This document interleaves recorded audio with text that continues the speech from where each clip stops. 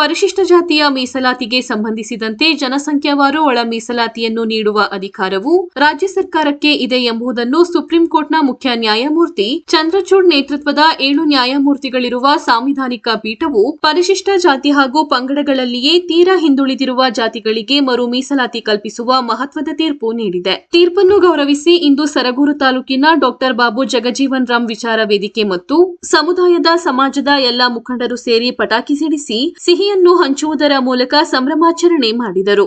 ತಾಲೂಕು ಪಂಚಾಯಿತಿ ಮಾಜಿ ಸದಸ್ಯ ಅನು ಕಾರ್ಯಕ್ರಮದ ಕುರಿತು ಮಾತನಾಡಿದರು. ನಂತರ ಬೆಟ್ಟಸ್ವಾಮಿ ಕಾರ್ಯಕ್ರಮದ ಕುರಿತು ಮಾತನಾಡಿದರು. ಈ ಸಂದರ್ಭದಲ್ಲಿ ಬಾಬು ಜಗಜೀವನ್ ರಾಮ್ ವಿಚಾರ ವೇದಿಕೆಯ ಅಧ್ಯಕ್ಷರಾದ ನಾಗಣ್ಣ, ಮಾಜಿ ತಾಲೂಕು ಪಂಚಾಯಿತಿ ಸದಸ್ಯ ಎಚ್ ಮನು, ಗ್ರಾಮ ಪಂಚಾಯಿತಿ ಸದಸ್ಯ ಬೆಟ್ಟಸ್ವಾಮಿ ಸೇರಿದಂತೆ ಮತ್ತಿತರರು ಉಪಸ್ಥಿತರಿದ್ದರು.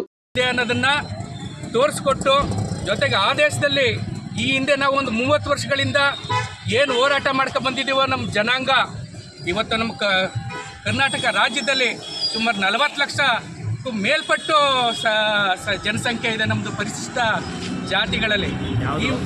ನಮ್ಮ ಮಾದಿಗ ಸಮಾಜ ಇದೆ. ಈ ಮಾದಿಗ ಸಮಾಜದ ಹೋರಾಟ ಸುಮಾರು 30 ವರ್ಷಗಳಿಂದ ಅವಿರತವಾಗಿ ಬಂದಿದೆ. ನಾವು ಎಲ್ಲ ಸುಮಾರು ಒಂದು 20 ವರ್ಷದಿಂದ ಈ ಹೋರಾಟದಲ್ಲಿ ಬಂದಿದ್ದೀವಿ. ನಾವೇನಿಲ್ಲಿ ನೆರೆದಿದ್ದೀವಿ ನಾವುಗಳು ನಮ್ಮ ಜನಾಂಗದವರು. ಇವತ್ತು ಹುಬ್ಬಳ್ಳಿ ಸಮಾವೇಶ ಆಯಿತು, ಬೆಂಗಳೂರಿನಲ್ಲಿ ದೊಡ್ಡ ಸಮಾವೇಶ ಆಯಿತು. ಸದಾಶಿವ ಆಯೋಗದ ವರದಿ ಜಾರಿ ಮಾಡಬೇಕು ಅಂತ ರಾಜ್ಯದ ಮೂಲೆಗಳಲ್ಲಿ, ತಾಲೂಕು ಕೇಂದ್ರ ಸ್ಥಾನಗಳಲ್ಲಿ, ಜಿಲ್ಲಾ ಕೇಂದ್ರ ಸ್ಥಾನಗಳಲ್ಲೆಲ್ಲ ಪ್ರತಿಭಟನೆ ಆಯಿತು.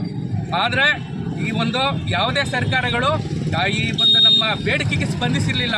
ಹಿಂದೆ ಬಸವರಾಜ ಬೊಮ್ಮಾಯಿ ಅವರ ನೇತೃತ್ವದಲ್ಲಿದ್ದ ಸರ್ಕಾರ ಈ ಒಂದು ತೀರ್ಮಾನ ಮಾಡಿ ಒಳ ಮೀಸಲಾತಿನ ಇಷ್ಟಿಷ್ಟು ಅನುಪಾತದಲ್ಲಿ ಮಾಡಬೇಕು ಅಂತ ಹೇಳಿ ಒಂದು ಜಾರಿ ಮಾಡಿ ಅದನ್ನು ಕೇಂದ್ರ ಸರ್ಕಾರಕ್ಕೆ ಅದನ್ನು ಕಳಿಸ್ಕೊಟ್ಟಿದ್ರು. ತದನಂತರ ನಮ್ಮ ಕಾಂಗ್ರೆಸ್ ಗೌರ್ಮೆಂಟ್ನಲ್ಲಿ ಮಾದೇವಪ್ಪನವರ ಸಂವಿಧಾನ ಅನುಚ್ಛೇದ 341 ಅಡಿನಲ್ಲಿ ಒಳಪಡಿಸಿ ಮಾಡಬೇಕು ಅನ್ನೋ ಒಂದು ತೀರ್ಮಾನನೂ ಕೂಡ ಇಲ್ಲಿಂದ ಮಾಡಿ ಕಳಿಸಿದ್ರು.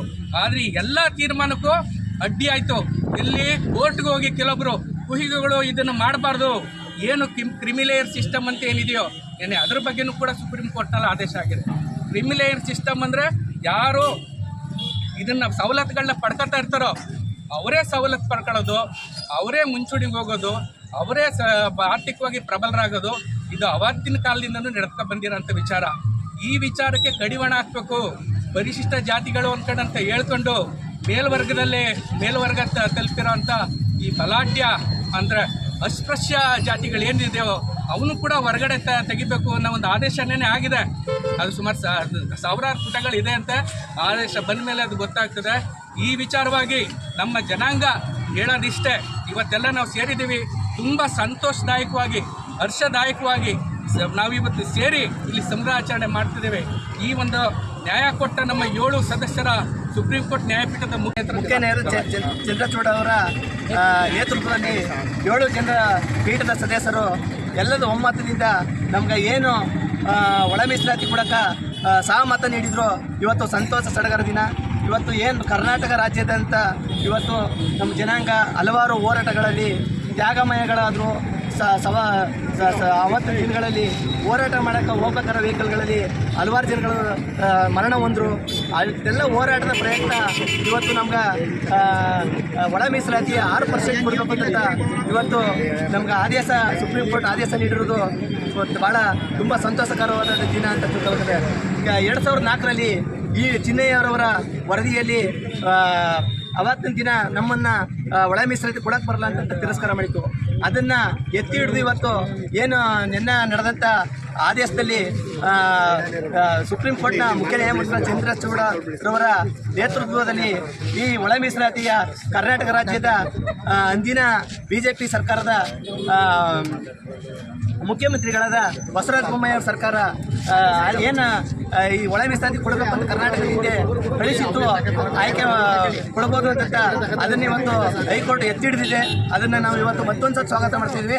ಅದರಂತೆ ಏನು ಇವತ್ತು ಸುಪ್ರೀಂ ಕೋರ್ಟ್ ನಮ್ಗೆ ಒಳ ಮೀಸಲಾತಿ ಜಾರಿ ಮಾಡಿದೆ, ಅದನ್ನು ನಮ್ಮ ಕರ್ನಾಟಕದ ಘನ ವೆತ್ತ 5 ಗ್ಯಾರಂಟಿಯ ಮುಖ್ಯಮಂತ್ರಿಗಳಾದ ಸಿದ್ದರಾಮಯ್ಯ ಸಾಹೇಬರವರು ಇವತ್ತು ನಮ್ಮ ಜನಾಂಗಕ್ಕೆ ಒಳ ಮೀಸಲಾತಿ ಈಗ ಕರ್ನಾಟಕದಲ್ಲಿ ಕೊಡೋಕೆ ಈಗ ನೇರವಾಗಿ ಮಾಧ್ಯಮದ ಮುಖಾಂತರ ಮಾತಾಡಿ ನಮ್ಮ ಜನಾಂಗ ಒಳ ಮೀಸಲಾತಿ ಮೀಸಲಾತಿಗೆ ಏನು 6% ಇದೆ ಅಂತ ಎಲ್ಲ ಆರ್ಥಿಕವಾಗಿ ಹಾಗೂ ಶೈಕ್ಷಣಿಕವಾಗಿ ಉದ್ಯೋಗದಲ್ಲಿ ರಾಜಕೀಯವಾಗಿ ನಾವು ಈ ಜನಾಂಗಕ್ಕೆ ಮೇಲೆತ್ತ ಕೆಲಸ ಮಾಡ್ತೀವಿ ಅಂತ ಮುಗ್ಧವಾಗಿ ಮಾತಾಡಬೇಕು ಅಂತ ಮೊದಲನೇಗೆ ಕೇಳ್ಕೊತೀವಿ.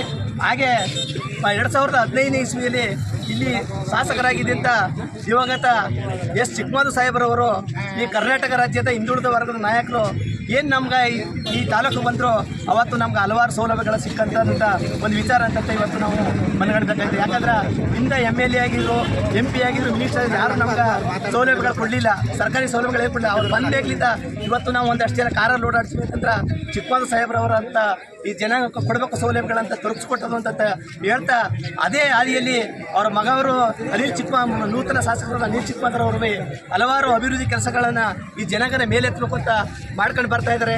ಅವ್ರಿಗೆ ನಾವೆಲ್ಲ ಬೆಂಬಲ ಆಗಿರ್ತೀವಿ. ಅವರು ಈ ತಾಲೂಕಿನ ಜನಸಂಖ್ಯೆ ಏನು ನಾವು ಇದ್ದೀವಿ, ನಾವು ಎಷ್ಟು ಮನವಿಗಳು ಕೊಟ್ಟಿದ್ದೀವಿ, ಅದರ ಆಧಾರದ ಮೇಲೆ ಮಾನ್ಯ ಮುಖ್ಯಮಂತ್ರಿ ಸಿದ್ದರಾಮಯ್ಯರವ್ರಿಗೆ ಈ ಜನಾಂಗಕ್ಕೆ ಒಳ ಮೀಸಲಾತಿ ಏನು ಕೊಟ್ಟಿದ್ದಾರೆ ಅದನ್ನ ವರ್ಗೀಕರಣ ಮಾಡೋಕ್ಕೆ ಅವಕಾಶ ಮಾಡಿಕೊಡಿ ಅಂತ ಅವರು ಬೆಂಬಲ ಸೂಚಿಸಬೇಕು ಅಂತ ಹೇಳ್ತಾ ನನಗೆ ಮಾತಾಡೋಕ್ಕೆ ಅವಕಾಶ ಕೊಟ್ಟ ನಮಗೆಲ್ಲೂ ಒಂದು ಮಾತು ಮುಗಿಸ್ತೀನಿ.